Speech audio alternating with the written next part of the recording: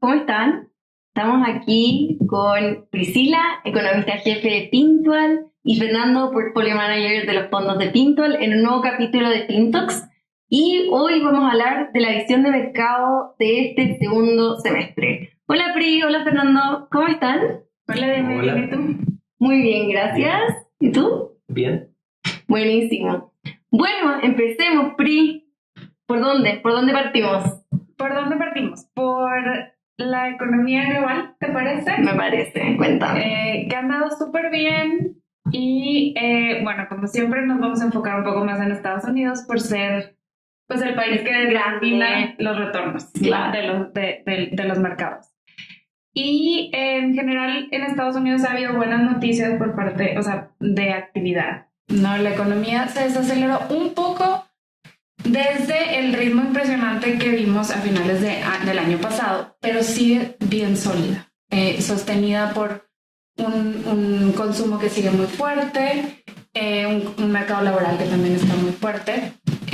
Y por el lado del mercado laboral, también hay pues, noticias positivas, sobre todo para la Fed, ¿no? Para el Banco Central.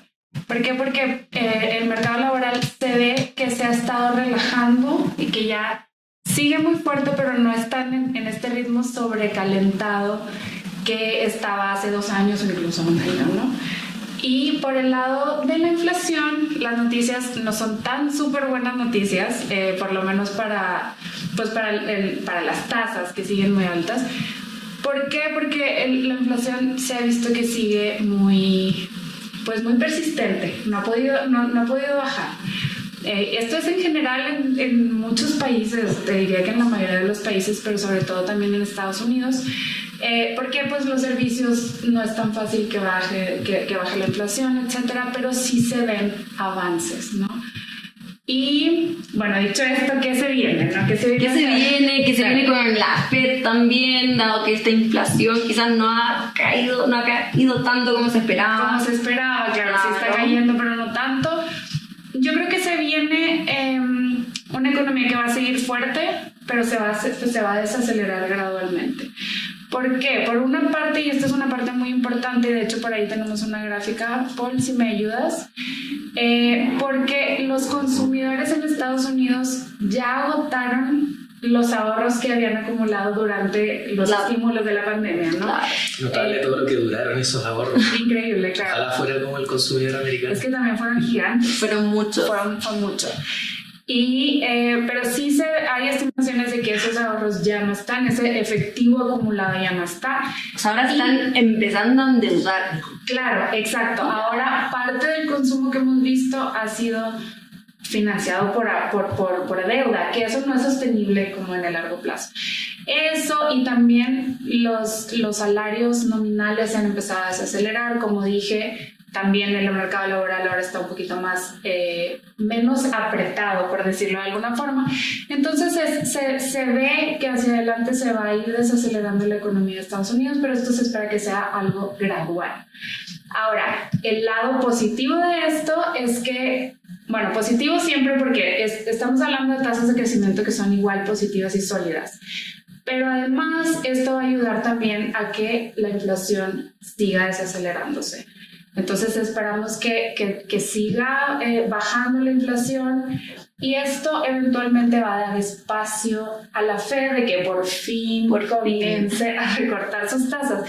Es interesante porque, bueno, para aquellos que nos están escuchando, que nos vieron el live pasado, que estos lives de visión de mercado los hacemos cada 6 meses. Y el año pasado, aquellos que se acuerdan, estábamos muy optimistas porque la inflación en Estados Unidos había empezado a ceder, los datos habían sido súper positivos, los últimos datos del año pasado, y luego esto cambió mucho a principios de año y vimos 4 meses de datos malos. ¿Ok? O sea, fue enero, febrero, marzo, abril, datos que realmente pues, no eran muy positivos en términos de... Y cero esperados. Ajá, exacto. Yeah. A quemar el pan en la puerta del horno. Exacto. Pero recientemente el dato de mayo, y se espera que el de junio también, que sale ahora pronto. ¿qué es? creo que, no sé si miércoles o jueves, no, el jueves sale. También se espera que sea positivo, entonces ahí ya se está abriendo un poco la puerta para que eventualmente la Fed empiece a recortar. Ahora sí, los grandes recortes se espera que sean en 2025, no este año. Ya. Pero de todas maneras, lo que se espera es que ya por fin empiecen. Oye, espera, y este dato de junio, ¿cierto? Que es el que sale el jueves. Exacto. Se espera que sea bastante mejor a lo que hemos visto en los meses anteriores. ¿Y qué va a hacer la Fed? A pesar de que los grandes recortes están para el 2025, ¿qué se esperaba el 2024? Mira, el mejor fue el de mayo, que fue de hecho una sorpresa bien positiva. Y si es que el de junio, este avance como que se mantiene, la puerta se empieza a abrir para que la Fed empiece a recortar en septiembre. No es por lo pronto, no es lo que parece lo más esperable, ¿no? Pero lo más esperable es que sea quizás diciembre. Pero se empieza a abrir la posibilidad de que si seguimos viendo datos positivos como el de mayo, como el de junio, entonces la Fed podría comenzar a recortar en septiembre y ahí se va colando la posibilidad. Ya, súper. Y última pregunta, así como, ¿qué cosas pueden pasar o qué cosas pueden pasar para que este camino, qué cosas deberían pasar para que este camino siga su curso positivo y la Fed recorte este año y se pase todo esto como que se espera en el lado positivo? ¿Qué debería pasar? Que la inflación, bueno, lo más importante es que la inflación siga bajando, ¿no? Sigamos viendo cifras de inflación positivas, y positivas, por positivo me refiero a que sean coherentes con el objetivo de inflación de la Fed, que es 2%.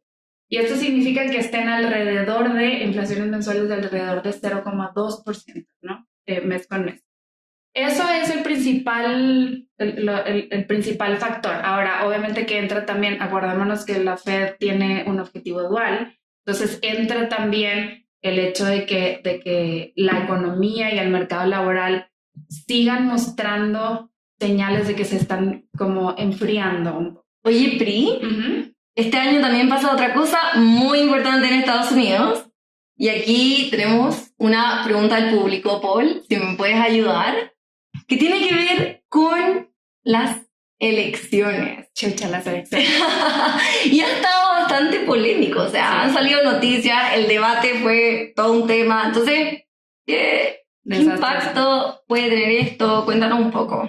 Sí, mira, en las elecciones generales parlamentarias y presidenciales en Estados Unidos, todo esto tomó un vuelco bien importante recientemente con el debate. El debate, para aquellos que no lo vieron, yo sé que mucha gente sí lo vio, pero para aquellos que no lo vieron fue... Creo que muchos vimos los memes. También había muchos memes. Pero el performance del presidente Biden fue realmente pues malo, o sea, derechamente malo. Se enredaba, dejaba las frases a medias. Hay mucha gente, es bien interesante porque hay mucha gente que estaba buscando respuestas en este debate. La principal duda que tenían era si Biden tiene o no tiene la capacidad cognitiva para liderar al país por segunda vez. Ya. Y en este debate, pues contestaron eso, mucha gente contestó eso. O sea, pasa que, por ejemplo, pues ya sabemos que en Estados Unidos hay prácticamente 2 partidos y suele ser el caso de que toda la gente que es demócrata vota al candidato demócrata. En este caso vemos que no todos los demócratas van a votar por Biden porque realmente no creen. ¿Pero existe la posibilidad que los demócratas voten por Trump? Algunos sí, algunos puede ser que sí, porque no ven que realmente Biden tenga esa capacidad de liderar el país. Ahora, bueno, ¿qué va a pasar, no? O sea, ya después de este performance, pues obviamente que hay dudas de si Biden va a dar o no va a dar un paso al lado en la carrera. En teoría lo puede hacer, sí. No pareciera que tenga la intención, pero pues hay rumores, obviamente. Pero lo que es importante aquí, lo que es más importante es que esto le da más chances a Trump de que siga, de que pues gane, ¿no? Porque inmediatamente antes del debate estaban prácticamente empatados en el promedio de las encuestas. Pero fue el debate y ¡pum! Y se subieron las posibilidades de que gane Trump. Y entonces, ¿qué pasa ahí? Pues en términos de política, un escenario en donde Trump gana las elecciones, para empezar es un escenario de mayores fricciones geopolíticas, muy probablemente, ¿no? Se involucra más. Sí. Hace que Estados Unidos se Hay involucre más más. ruido, Ya. hay más ruido, ¿no? Y uno puede decir que además va a gastar más o que no va a gastar más, pero en general yo te diría que, mira, no hay nada escrito, no sabemos si se va a quedar o no se va a quedar Biden, no sabemos en qué va a terminar esto. Suena difícil de creer, pero falta mucho para que lleguen las elecciones al final de cuentas, o sea, falta igual tiempo. Y entonces ahí yo creo que lo más importante es que es probable que va a haber volatilidad asociada a esto, asociada a como las trayectorias fiscales en Estados Unidos y que tanto sus políticas, ya sea de Trump o de Biden, van a ser sostenibles fiscalmente. Oye, dijiste algo súper interesante y quiero preguntarte, Fernando, y darte como la palabra, porque eventualmente ya estamos hablando de elecciones en Estados Unidos y esto trae volatilidad, como dijo la PRI. ¿Qué se ha visto? Y te doy también el paso para hablar un poquito ya de los mercados, cómo han estado y que se...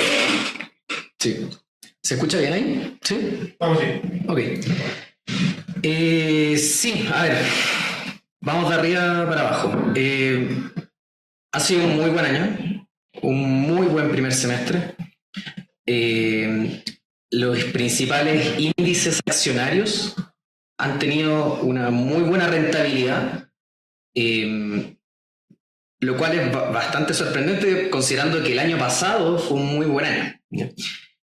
Y lo interesante es que han andado bien los mercados, a pesar de lo que comentaba Priscila, que es que las tasas de interés no han bajado como se esperaba. Y la inflación ha estado un poquito más... Claro, que la inflación ha estado un poco más persistente. Y la razón de por qué han andado bien es porque las compañías en general han andado muy bien. Los resultados financieros de las compañías han sido muy positivos durante el primer trimestre. Pero todas las compañías, algunos sectores en particular... A ver, a nivel agregado, el 80% de las empresas del S&P 500, que es el índice más invertido de Estados Unidos, el 80% tuvo utilidades mayores a las que esperaba el mercado. Y eso siempre es positivo porque los mercados en general reaccionan a las sorpresas positivas o negativas. Y si uno toma la tasa de crecimiento de las utilidades de estas empresas, crecieron un 7% durante el primer trimestre, que eso es una tasa de crecimiento que no se veía desde el año 2022. Entonces, en general, los resultados financieros de las empresas han sido muy buenos y ha estado muy marcado en... No ha sido un sector en particular, sino que en empresas que tienen una característica en común, que es el desarrollo de la inteligencia artificial. No sé, Paul, si nos puedes poner el gráfico de barras. Bueno, si es que lo están viendo. En ese gráfico se muestra el crecimiento de utilidades que han tenido las empresas en Estados Unidos y el crecimiento de los ingresos en las ventas que han tenido estas empresas. Si se fijan, las cuatro principales alzas, los cuatro principales sectores que han tenido mejor rendimiento han sido sectores que están ligados a la inteligencia artificial. Uno dice, el primero es comunicaciones, pero comunicaciones en realidad la empresa que más pesa ahí es Meta, que es la ex Facebook, que en realidad es una tecnológica y que también ha anunciado ciertos avances en inteligencia artificial. La segunda, servicios públicos, pero esa la podemos descartar porque en realidad, si te fijas, tuvo una caída en ingresos. O sea, en realidad lo que pasó fue que bajaron mucho sus costos y por eso crecieron a un crecimiento real. Después viene consumo discrecional, que en realidad la empresa que más pesa ahí es Amazon. Y Amazon no solo tiene su negocio de e-commerce, digamos, sino que también tiene su negocio de Amazon Web Service y todo lo que tiene también con proveer de data centers y capacidad de cómputo para modelos de inteligencia artificial. Y después viene el sector de tecnología, que ahí ya vienen las grandes ganadoras de todo esto, que es Nvidia, ¿no es cierto? Es Alphabet, que es Google, y Microsoft, que son empresas que se han beneficiado mucho, tanto de la producción de modelos de inteligencia artificial, como los que uno usa en ChatGPT o en Cloud, o lo que uno quiera utilizar, y en general la infraestructura para poder calcular las respuestas de estos modelos y para poder entrenarlos. Oye, Fernando, llevamos hartos semestres, hartos ya años, hablando de que estas empresas son las que contribuyen principalmente a los buenos retornos del mercado. Y obviamente se habla, y tú me imagino que lo has escuchado mucho, de los riesgos que pueden haber, de posibles burbujas. Entonces, ¿qué tal el largo plazo de esta industria, de este sector? Y bueno, el corto plazo también, o sea, ¿qué va a pasar? Ya, lo primero es que el mercado siempre tiene un motivo del cual preocuparse. Ya, si el 2018 fueron ¿fueron el 2018 las elecciones en Estados Unidos? No, el 2018 fueron las Estados Unidos, después vino la pandemia, después la guerra de Ucrania, el alza de las tasas, siempre hay algo de qué preocuparse. Hoy día el mercado probablemente lo que más se preocupa es del alto nivel de concentración que existe en el mercado bursátil de Estados Unidos. Por ejemplo, si tú tomas las 10 empresas más grandes de Estados Unidos, hay miles de empresas en Estados Unidos, pero si tú tomas las 10 más grandes, eso representa el 30% del tamaño del mercado accionario. O sea, solo 10 empresas implican un 30% del tamaño completo. O sea, global. O de Estados Unidos. Que es algo que... que es el 70% del global. Es un nivel de concentración muy alto. ¿Ya?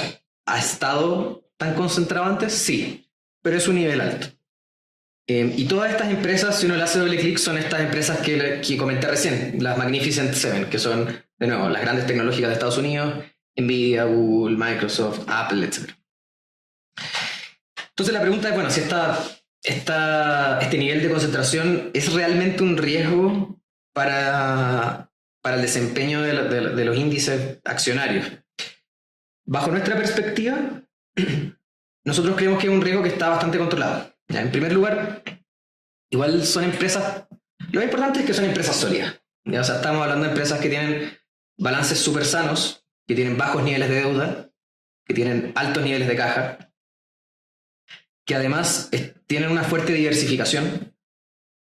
En primer lugar, tiene una diversificación geográfica. Si tú tomas, por ejemplo, Google, Microsoft, Apple y Meta, esas empresas tienen el 50% de sus ingresos vienen de fuera de Estados Unidos. O sea, están diversificados en muchos países. Por otro lado, tienen muchas líneas de negocio. No es que sean empresas que venden zapatos y esa es su línea de negocio.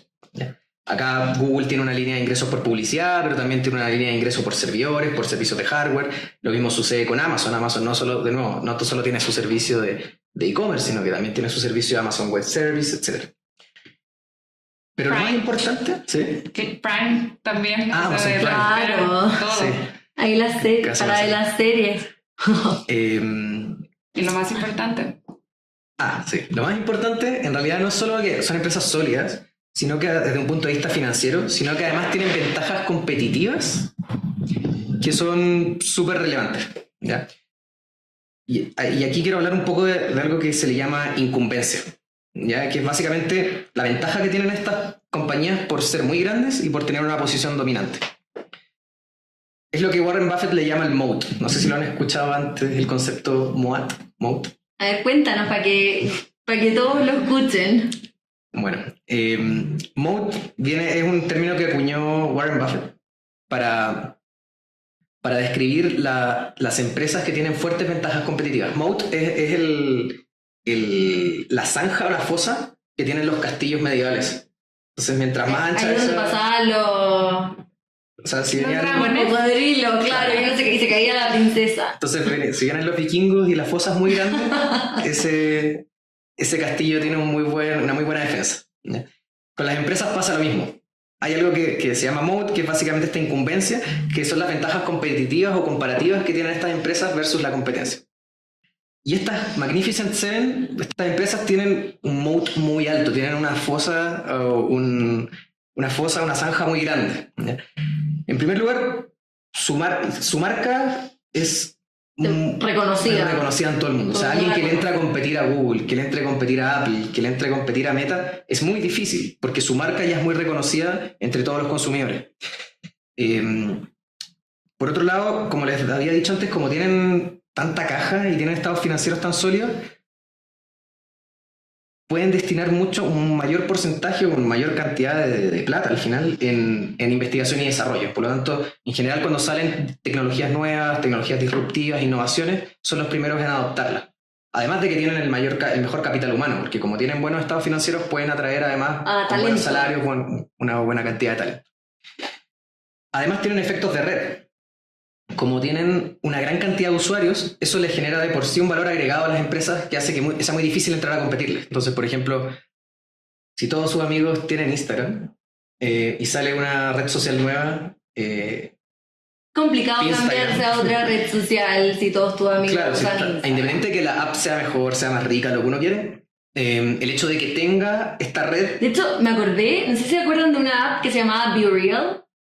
¿La escucharon alguna vez? Que era como que te sacaba una foto y solamente podías mostrarla a tus amigos si es que... como Snapchat. Era como un Snapchat, pero duraba 24 horas y yo ya no la volví a escuchar. O sea, trató de competirle, Instagram adoptó al tiro y ya. Yo creo que, por ejemplo, a Telegram le pasa un poco lo mismo. O sea, para mí, personalmente, encuentro que es superior a WhatsApp.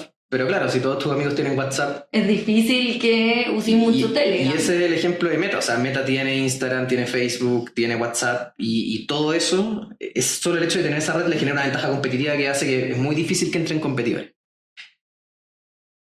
¿Qué iba? Sí, bueno, y tienen otro tipo de ventajas. Por ejemplo, tienen más datos que el resto de las empresas. Como tienen todos estos clientes, tienen todos los datos y eso les permite tener features más personalizados, ¿no es cierto? Y ahora con la inteligencia artificial, esa personalización va a ser aún al más cuadrado. Oye, Fernando, pero ya, o sea, estas empresas en verdad se nota que son muy superiores, tienen demasiadas ventajas competitivas, pero hay algo también en la valorización, en los precios, o sea, en qué tan alto están, o sea, han subido un montón, este año también han subido mucho, y uno recuerda, bueno, en nuestro caso creo que ninguno lo recuerda, pero lo que fue la crisis .com a comienzo de este siglo, o antes, como... Hay burbujas que pasaron también por valorización porque llegaron a niveles muy, muy, muy altos. ¿Y hay alguna comparación que se pueda hacer con esto o estamos mejor posicionados ahora de lo que estábamos en ese caso? ¿Pueden poner el gráfico siguiente? Las barritas azules. A ver. Muchas veces en la historia ha pasado que las valorizaciones están altas, ¿ya? O sea que con valorizaciones me refiero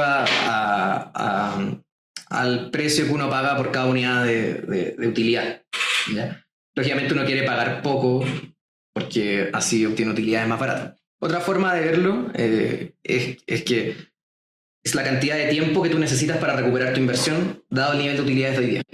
Entonces, el gráfico que estamos mostrando muestra la comparación de cómo están estos múltiplos, estas valorizaciones, la cantidad de años que necesito para recuperar mi inversión si es que las utilidades permanecen constantes, de las Magnificent Seven, las empresas que comentamos, y las Nifty 50, que eran empresas que estaban muy de moda en los años 70 y que resultó ser una burbuja que explotó.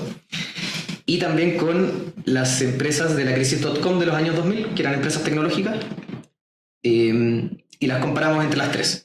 Entonces, mientras más alto el número es que están más caras las empresas.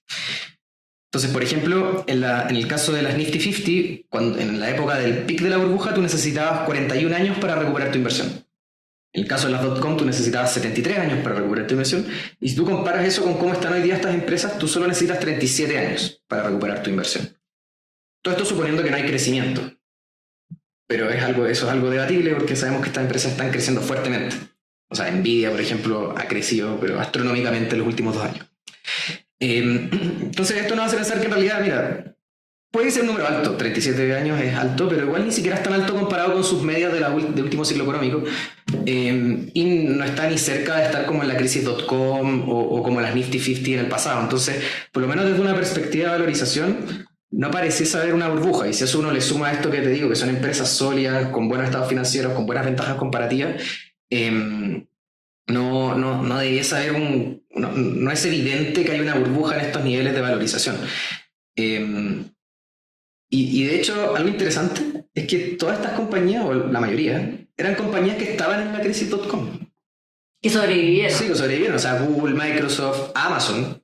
Amazon estaba destruida en la crisis .com. y después de 20 años resultó ser una gran compañía. Entonces ya son empresas que ya se validó con una crisis, que tenían un modelo de negocios robusto.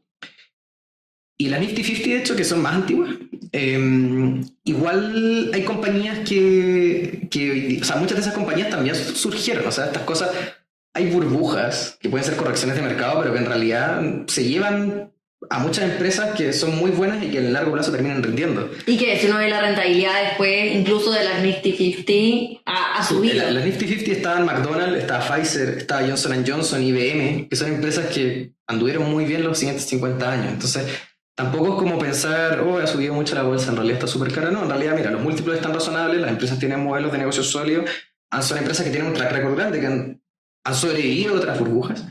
Entonces, en ese sentido, no pareciese ser como una situación tan grave como algunos la pintan, sino que algo más como lo que te decía antes, que el mercado siempre busca algo.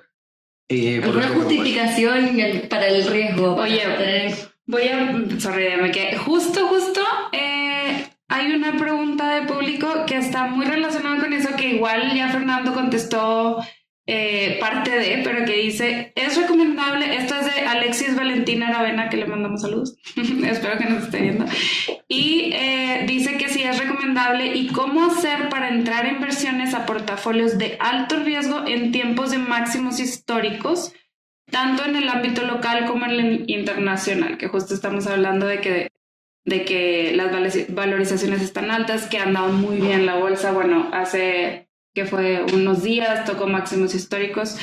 ¿Qué le dirías, Fernando, para complementar a Alexis? Es larga la pregunta, pero es por qué invertir en máximo histórico. Sí, ¿cómo? Sí. Claro, o sea, que igual les entendí, o sea, se entiende que tú ves que está súper alto y dices, ay, chin, sí. O sea, Sí, a ver. Ya pasó mi oportunidad, pasó la oportunidad. Esto es fácilmente cuantificable, de hecho. Si uno ve los mercados, la serie de tiempo histórica, y ve el porcentaje de tiempo, el porcentaje de días en que el mercado está en el máximo histórico, eso es en torno a un 5 o un 10% de los días. Pero si uno toma ventanas mensuales, eso sube a, no me acuerdo exactamente el número, pero a 30-40%. Si uno toma ventanas anuales, el mercado está en máximo histórico un 70-80% y así, hasta que en general en largo plazo no es tan raro estar en máximos históricos. En general uno está en máximos históricos. Lo que pasa es que el horizonte de inversión tiene que ser uno razonable. En general, cuando uno invierte en acciones, invierte en plazos mayores a 3 años. Entonces, en ese sentido, si uno no quisiese invertir cuando uno está en máximos históricos, en realidad nunca hubiese invertido en acciones, porque las acciones tienden a llegar a máximos históricos de manera muy recurrente. Y hemos hecho, no solo nosotros, hay vasta evidencia de que salir cuando está en el máximo es una mala idea, porque no sabes, primero que nada, lo más relevante de todo esto es que tú nunca sabes cuándo llega el máximo, porque el día de mañana puede seguir subiendo.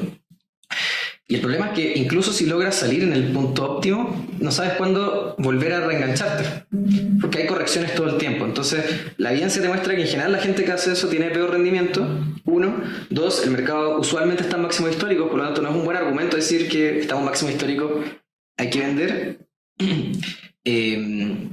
Y 3, de nuevo, no se ve como algo que como que hay una burbuja evidente o que haya un hype por comprar cosas que no tienen modelos de negocio sostenibles ni robustos, sino que al revés, es un mercado bastante sano, con una política monetaria que ha sido capaz de responder ante los shocks inflacionarios y de nuevo, no se ve nada extraño en el mercado como para decir, oye, hay que vender, ni nada de ese estilo. O sea, respuesta corta, no tenemos... No es un mal momento para entrar. No hay un mal momento para entrar. De hecho, bueno, ahorita platicábamos, de hecho, justo de eso, como la principal cosa que uno debe de acordarse es que hay que mantenerse invertido.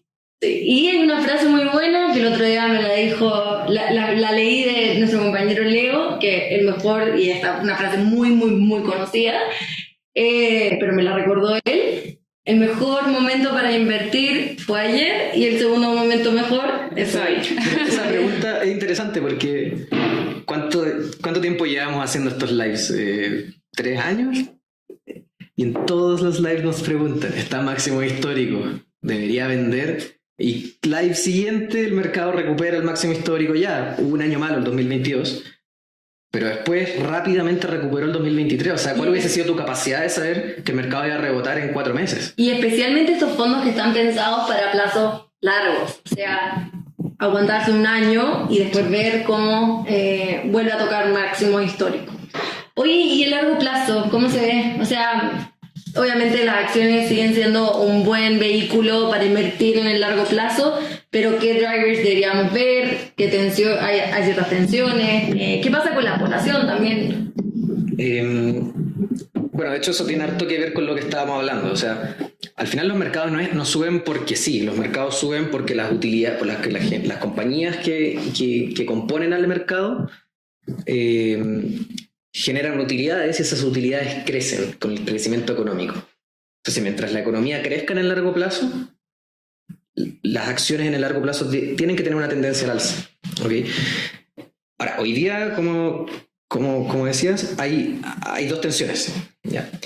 Por un lado, hay una tensión demográfica en el largo plazo a que la población, el ritmo de crecimiento de la población va a bajar, o incluso en algún momento incluso achicarse, ¿no es cierto? Como ha pasado en Japón o en otros países. Y eso impulsa el crecimiento a la baja. Pero por otro lado, tienes toda esta disrupción que ha generado la inteligencia artificial, y no solo la inteligencia artificial, sino que son varias nuevas tecnologías que han venido saliendo en los últimos tiempos y que se espera que sigan saliendo. O sea, no solo tecnología de exploración espacial, computación cuántica, etcétera. O sea, tecnología, pero no solamente inteligencia artificial. Innovación en general. Claro. Que son aumentos en la productividad, y eso en el largo plazo te genera mayores crecimientos de largo plazo, crecimientos tendenciales. Y esas dos fuerzas hoy día hay un gran debate en el mercado. Hay gente que dice no, el crecimiento demográfico va a ser más fuerte y por lo tanto el crecimiento en el largo plazo va a caer, y otras personas creen que la productividad va a ser mayor y va a compensar esto. ¿Ya? Ahora, independientemente del escenario, lo más probable es que en el largo plazo vamos a seguir viendo inflaciones bajas, ¿ya? Porque en ambos escenarios tener una población más baja, un menor crecimiento, debiese ser deflacionario en el largo plazo. Y por otro lado, la productividad de alguna medida también te licúa la inflación, porque al final, recuerda que la inflación es en el fondo, se genera por el mismatch, por la cantidad. Claro, si hay más demanda que oferta, se genera una mayor demanda por productos, pero si tú aumentas tu productividad, produces más productos y por ende la inflación baja. Y eso es bueno para las acciones en el largo plazo. Ahora, respecto a la inteligencia artificial, me gustaría mostrar un último o penúltimo gráfico, el de la curvita. Este gráfico lo saqué de un estudio que hizo Vanguard, que habla sobre lo que se espera de aquí para la inteligencia artificial en las próximas décadas, ¿ya? Este es un modelo que salió en los años 90, que es un modelo de cómo crecen las tecnologías disruptivas, que les llaman GPTs, ¿ya? Como tecnologías de propósito general, que son tecnologías que generan destrucción creativa, es decir, que generan un cambio en las tecnologías actuales que hay, que generan un reacomodo en los distintos trabajos, en las distintas cadenas de producción, y que generan productividad en el largo plazo. Suena súper abstracto lo que estoy hablando. Pero o sea, como que generan un shock al comienzo. Tecnologías que son piedras angulares. Ya. Por ejemplo, la electricidad. Cuando se masificó la electricidad, aumentó mucho el crecimiento y se generaron nuevos modelos de negocio, nuevas tecnologías, etc. El computador portátil, el internet, son tecnologías que son disruptivas y que cambian la manera en que se hacen las cosas. El escenario más probable, o lo que espera gran parte del mercado hoy día, es que la inteligencia artificial sea una de estas tecnologías disruptivas. En el gráfico lo que se ve es cómo cambia la productividad en general a medida que pasa el tiempo desde que sale esta nueva tecnología.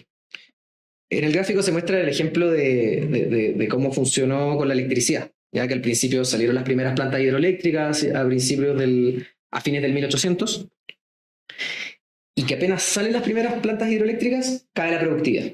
Y eso es porque, en general, las economías y las personas y las empresas se tienen que adaptar a esto. En ese caso fue tener que centralizar la distribución, la transmisión y la generación de electricidad para que se pueda proveer a los distintos negocios. Pero en el largo plazo eso generó un aumento en la productividad de manera sostenida por más de 100 años, ¿ya? Va a haber un periodo en que va a bajar la productividad. ¿Por qué? Porque nos estamos reacomodando, Incluso la gente, los desarrolladores de software ahora programan de manera distinta y eso tiene grandes implicancias a nivel tecnológico. Pero en el largo plazo debe generar ganancias sostenidas de productividad y eso es positivo para las acciones. Lógicamente va a haber ruido, van a haber empresas que van a quebrar, van a haber empresas que van a andar mal y después van a andar bien. Tanto a nivel de empresas que generan modelos de inteligencia artificial, que generan productos con inteligencia artificial, como las empresas de hardware, que son las que están andando muy bien. O sea, hoy día Nvidia, lo hablábamos ayer, como se usan mucho las GPUs, pero hoy día muchas empresas están empezando a generar sus propias unidades de procesamiento optimizadas para los cálculos específicos que tienen que hacer. Entonces, al final, todo esto va cambiando, pero en el largo plazo lo más probable es que las nuevas aplicaciones que se le dan a la inteligencia artificial sí generen un salto de ganancia sostenida en la productividad. Ya, o sea, vamos a ver esta curvita como la están mostrando. Claro. Al principio, estamos viviendo los primeros años que se genera un descenso probablemente. de pero productividad y después va a tener un efecto y tiene un positivo. poco que ver con lo que hablaba Priscila. Si al final las acciones han andado muy bien, pero estamos de a poco empezando a ver una desaceleración. O sea, no se está traspasando todavía toda esta productividad de la inteligencia artificial a datos de crecimiento de PIB o de Producto Interno Bruto en concreto, sino que todavía estamos viendo cómo se reacomodan las distintas empresas y los distintos participantes para después en el largo plazo ver esta ganancia. Al final de cuentas es un shock, ¿no? Es un O sea, shock. las empresas tienen que adaptarse, tienen que quizás algunos trabajadores ya no van a hacer exactamente lo mismo que estaban haciendo, sino que van a hacer otro tipo de trabajos. Exacto. Eso genera en un principio un ajuste que hay que pagar, ¿no? Claro, Para pero poder... de corto plazo. Claro, Eso es lo importante, exacto, que al final genera un beneficio de largo plazo. Exacto. Oye, saliendo un poco del mercado y del mercado global y entrando un poco al tema ya más local de Chile. Chile. Estaba viendo la transmisión y parece que cuando hacemos así salen como fuego artificial. Si hacemos así, salen globos, miren. Ya, pero le da más ánimo a todo. Bueno, entonces, Es parte de la inteligencia artificial. sí, totalmente. Ya, No, lo no, vivimos y no nos damos cuenta. O sea, yo digo totalmente. Para que vean que no genera productividad en realidad. También genera entretención. Pero todo esto es pérdida de productividad. Hecho. Ya, bueno, pues vamos a la Vamos a la productividad, por productividad. favor. Entonces, ya saliendo del mercado y ahora un poquito más local, pensando en Chile. Ya. ¿Qué ha Perfecto. pasado? ¿Cuál es la perspectiva económica? Hemos visto un poquito más de mejores noticias. Sí. Estamos saliendo del túnel. Un poquito, muchito. Mira, ¿qué pasó en términos de la economía? Ha cambiado mucho respecto del año pasado. El año pasado que pues la economía no creció, ¿no? Y todo el mundo hablaba de cómo Chile estaba estancado. Ahora cambió bastante la perspectiva. De hecho, las proyecciones para el crecimiento han mejorado harto desde que empezó el año. ¿Y por qué? Bueno, por varias razones. En lo que fue en el principio del año hubo 2 meses bien buenos, enero y febrero. Parece que parte de estos datos tan positivos fue temporal, pero no todo. Así que, de todas maneras, en el agregado, las proyecciones para el crecimiento son buenas, son mejores de cómo empezamos el año, por decirlo. Súper. Entonces, ahora, ¿qué se viene hacia adelante? Yo creo que la economía se va a mantener dinámica. Y esto es, en parte, una parte muy importante es que la masa salarial incluye al salario real y también a el empleo. Y la masa salarial ha aumentado, entonces esto da soporte al consumo. Ahora, las perspectivas de inversión también se han mejorado. ¿Por qué? Porque la incertidumbre económica ha caído harto. De hecho, por ejemplo, el Banco Central arma un índice de incertidumbre económica y este índice está ya a niveles menores que pre-pandemia y pre-crisis social. O sea, estamos a niveles del septiembre de 2019. La normalidad, si quieres. Normalidad, sin crisis, sin pandemia. O sin tantas preguntas abiertas, sin tantas interrogantes. Dudas. Que eso es lo que quizás a los inversionistas no les encanta porque tienen que saber un poco cómo va a estar el panorama para poder decidir invertir en un país. Entonces, Por eso, por estas razones, la perspectiva se ve mejor. Oye, Pri, ¿y eso significa que ha entrado plata de inversión a Chile? Han empezado, cacha, mira, por ejemplo, te voy a poner un ejemplo bien específico, el catastro de proyectos de inversión, que esto lo elabora la Cámara Chilena de Construcción. Y el catastro de proyectos de inversión de 2024, 2025 y 2026, en el último año, o sea, todos estos, siempre comparando esos 3 años, ¿no? Esos 3 años, la cantidad que se esperaba de inversión se duplicó en este último año. Okay. Entonces, ahora, ¿por qué? Pues son proyectos mineros, el precio del cobre está súper alto, es mucho más atractivo invertir a estos niveles que a los niveles que estaban hace un año, etcétera. Por muchas razones, las proyecciones de inversión también han mejorado mucho. Y por eso se ve que, como dijiste tú, la luz al final del túnel. O ya estamos saliendo, pareciera ser. Sí, claro. Y ahora, obviamente que hay que tocar también la parte de la inflación, que eso es súper importante en el escenario. Ahí me imagino que, al igual que en Estados Unidos, ha estado un poco persistente. Sí, persistente, le dicen sticky. Sticky inflation. Sí, exacto. ¿Y por qué? Porque la parte de servicios también muestra mucha resistencia a bajar, ¿no? Ahora, de lo más importante de lo que ha pasado con la inflación va a venir justo ahora, porque es el ajuste en tarifas eléctricas, que va a pasar, bueno, ya empezó a pasar y va a durar un par de años en que se reajuste. Son ajustes que no sucedieron porque durante la crisis no quisieron que pasaran. Claro, que los consumidores no eran muy populares. Los postergaron. Los postergaron y ahora hay que hacer el catch-up. De hecho, escuchaba que la deuda está en torno a 6 billones, algo así. Es bien alta. Es bien alta y eso son deuda que tiene Chile con los distribuidores, con los productores, con los que la transmisión, etcétera. Entonces, hay que sí o sí hacer ese ajuste y vamos a ver pues eso reflejado en la inflación. En la inflación esto impacta de forma directa e indirecta. De forma directa porque cerca del 2% de la canasta es electricidad, pero además los costos. ¿Quién no usa electricidad como insumo para producir? Claro, van a subir los costos. Sí o sí. Claro. Y por ende los precios. El mundo no es ceteris paribus. Claro. Entonces esto es un insumo de producción que los productores van a tratar de traspasarlo a precios. Claro, a precios. Entonces es difícil cuantificar exactamente cuál va a ser, pero sí se ve súper poco probable, a diferencia de lo que veíamos hace 6 meses, que la inflación cierre el año dentro del rango. O sea, va a cerrar por encima. Por encima del 4%. Y esto, de cara ya al Banco Central y los recortes previstos, ¿cambia el escenario de TAS? Sí, harto. De hecho, súper buena pregunta. Justo el Central, de hecho, publicó su último informe de política monetaria, el IPOM. Es bien diferente a la proyección que tienen en este IPOM. ¿Y no tenían considerado el ajuste de tarifa? Sí, pero no tanto. Yeah, Eso es lo que dijo la presidenta. Sí estaba dentro de los planes, pero no a la magnitud a la que se dio. Entonces, lo que significa esto es que los recortes de tasa van a ser más graduales. Ahorita está la tasa en 5.75.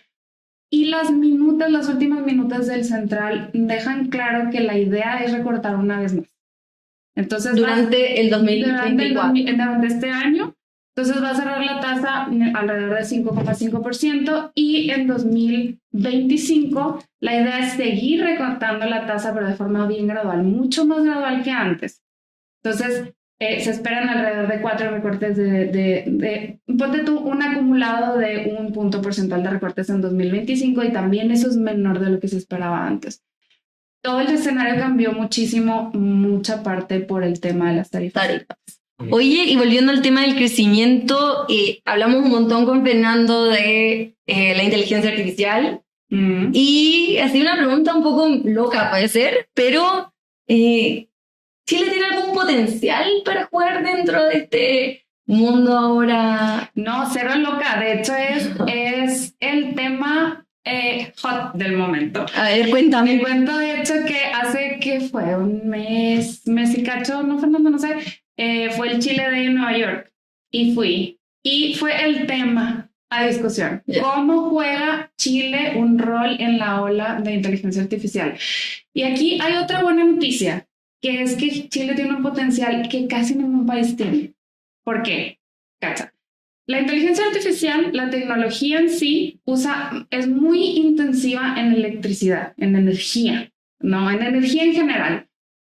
Porque consume mucha energía, es decir, para hacer todos esos procesadores, etcétera, se necesita mucha energía.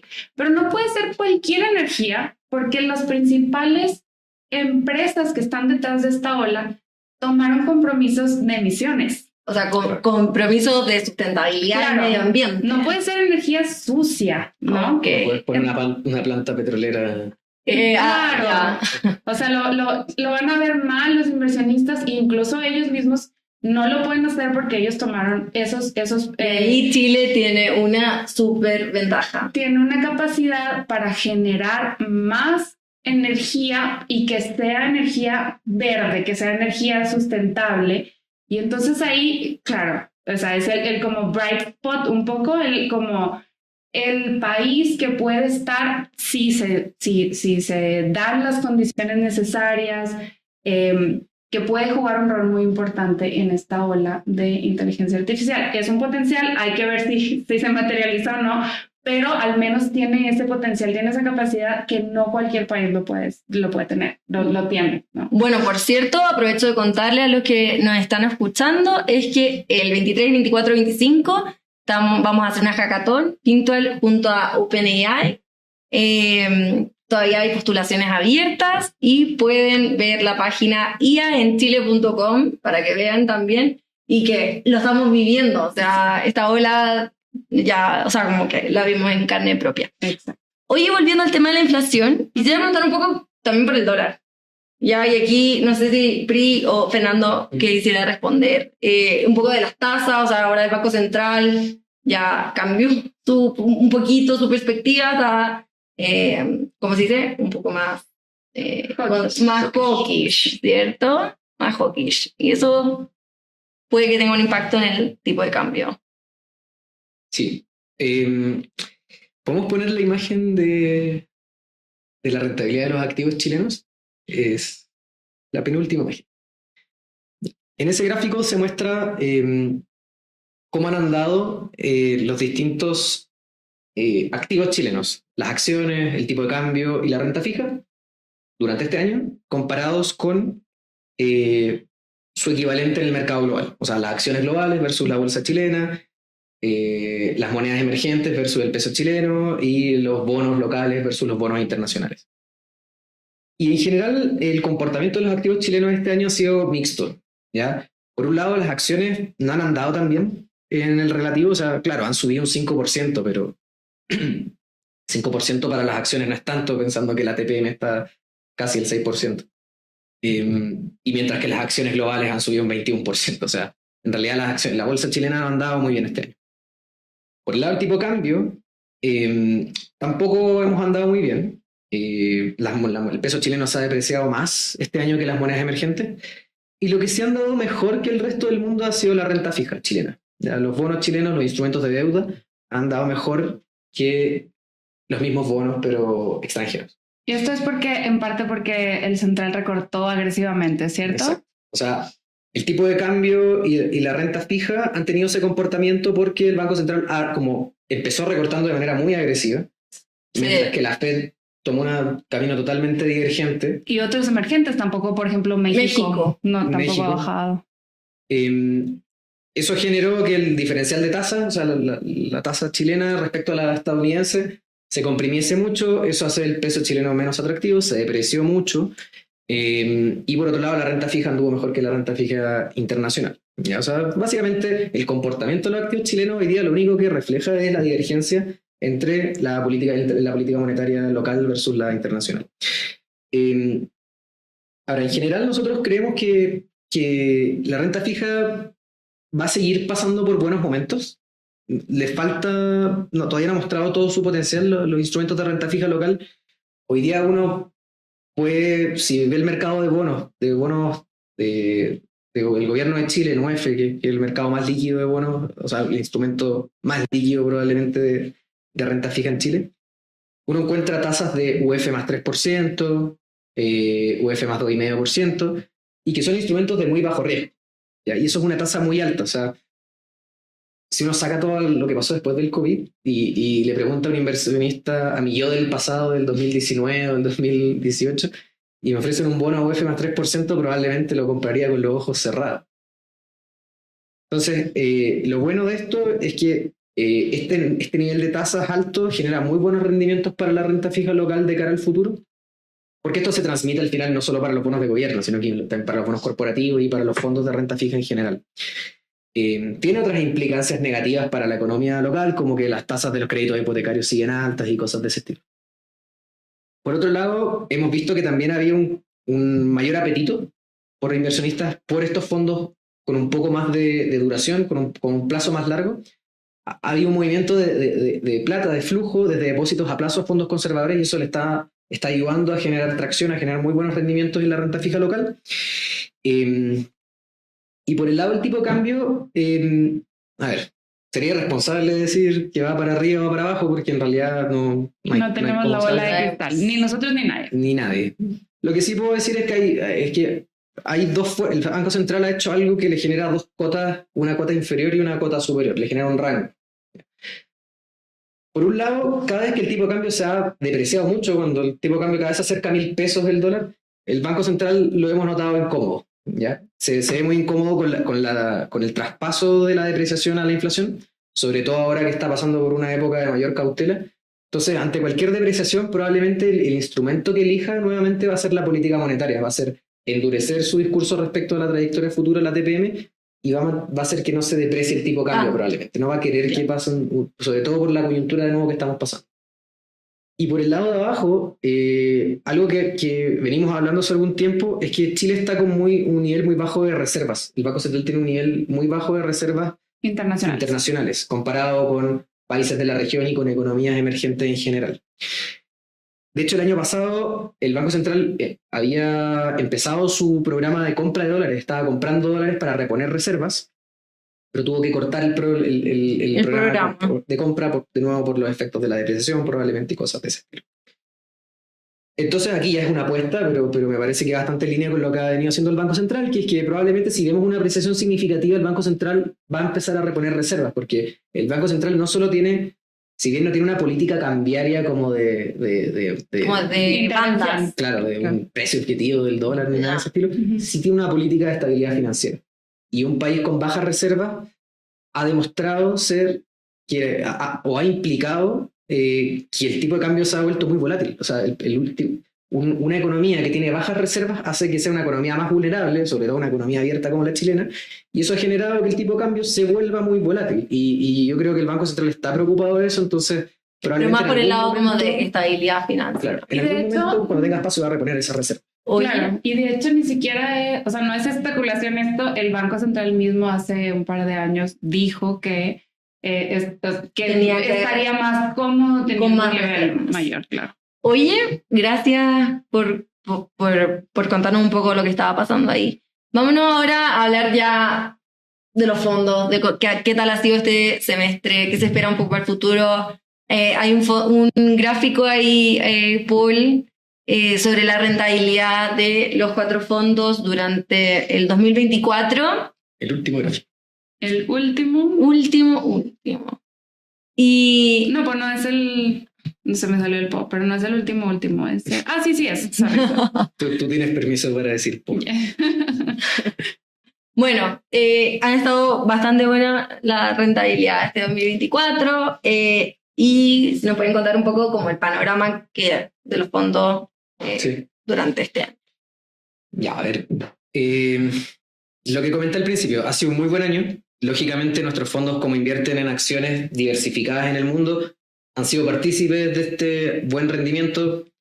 Por ejemplo, Risky no Risky, el fondo más arriesgado, lleva un 21-22% de rentabilidad en el año, que eso es una rentabilidad muy alta. De nuevo, considerando que el año pasado fue muy buena, me parece que la rentabilidad fue como 30%, no, yo no recuerdo exactamente. Entonces los fondos han andado muy bien, incluso han andado muy bien los fondos conservadores, como Very Conservative Strip, que son fondos que han ido disminuyendo su rentabilidad porque el Banco Central va recortando la tasa de política monetaria y estos fondos, los fondos money market o fondos como que son más o menos parecidos a los depósitos a plazo, van disminuyendo su rentabilidad acorde que el Banco Central va recortando la tasa. Es decir, renta positivo, pero poquito menos. Claro. Van desacelerando como su rentabilidad. Se van moviendo a medida que la tasa va cayendo, van como en línea con la tasa de política monetaria. A pesar de eso, han andado súper bien. Y eso es porque, bueno, están diversificados no solo en instrumentos de depósitos a plazo y intermediación financiera, sino que también en instrumentos de activos alternativos, como por ejemplo deuda privada. Le dan como un punch. Que le dan un spicy al portafolio. Que le dan un poquito más sal y pimienta. Sí, son instrumentos que tienen más rentabilidad, que intentamos forzamos por nuestro criterio de inversión que sean instrumentos que tengan liquidez, que tengan rescatabilidad, o sea, que permitan mantener al fondo su capacidad de pagar retiros en un día y que te entregan una mayor rentabilidad y que como están tan diversificados no generan un aumento en el riesgo tan significativo, ¿sí? Sino que es prácticamente un nivel de riesgo similar pero con una mayor rentabilidad y que esos instrumentos suelen tener una tasa más alta y además tienen un retraso con la política monetaria. O sea, a medida que caen las tasas, estos instrumentos siguen rentando su tasa con la que venían, porque la transmisión de la política monetaria es más lenta, no es instantánea. Porque son mercados que no son públicos. Entonces... Eso le da un poquito más de rentabilidad. De hecho, Conservative Cluny este año ganó el premio al mejor fondo mixto, que ya lo había ganado antes, que lo entrega la empresa Morningstar. Y en parte creemos que es porque es una cartera súper diversificada, o sea, tiene instrumentos de deuda de gobierno, tiene instrumentos de deuda privada, tiene acciones internacionales, renta fija internacional, y siempre con vehículos que sean lo más eficientes posible. Oye, aquí aprovecho de mostrar una pregunta del público de Seba Nieto, que ya la respondiste, pero para que quede súper claro, que nos pregunta ¿cuál es el nombre del fondo money market que tiene Fintual? Es Very Conservative Spirit. Y ya lo contaste, pero para dejarlo súper claro. No sé si hay algo más de los fondos que nos quieran contar en estos últimos 3 minutos. No, Fernando, tú qué. El largo plazo, recordar, mantenerse invertido. De nuevo, yo creo que hay que mantener la calma. Han sido años muy buenos, meses muy buenos. El 2022 fue un muy mal año. Los fondos recuperaron sus máximos históricos el año pasado. Este año siguen rentando muy bien. En el futuro van a haber caídas. Lógicamente que van a haber caídas. Siempre hay caídas. Pero lo importante es que en el largo plazo, por todo lo que discutimos antes, los fondos debiesen tener buenas rentabilidades. Los riesgos que mencionamos en esta conversación creemos que están acotados en ese sentido. De nuevo, las empresas que se dice que están concentradas en el mercado estadounidense son empresas que son muy sólidas, con balances muy sanos, con ventajas competitivas muy buenas, las valorizaciones están en niveles razonables. Entonces, de nuevo, no hay que volverse loco, hay que mantener la calma, pero tampoco hay que apanicarse ni nada, sino que como siempre lo decimos, lo más relevante al final es ser disciplinado, sobre todo cuando uno está empezando a ahorrar, los primeros 10 años de ahorro, más o menos, es mucho más importante la constancia y la disciplina que tú tienes de depositar constantemente que la rentabilidad que tú tienes. Bueno, oye, muchas gracias, Pri, Fernando. Aquí les estoy mostrando los disclaimers que tenemos que hacerlo, dado que somos una institución regulada por la CMF. Y nada, agradecerles por su tiempo. Estamos aquí ya al límite, son 2:08. Así que nada, muchas gracias, Pri, muchas gracias, Fernando. Gracias, Diame, gracias, Bye. Fernando. Nos vemos. Bye, chao.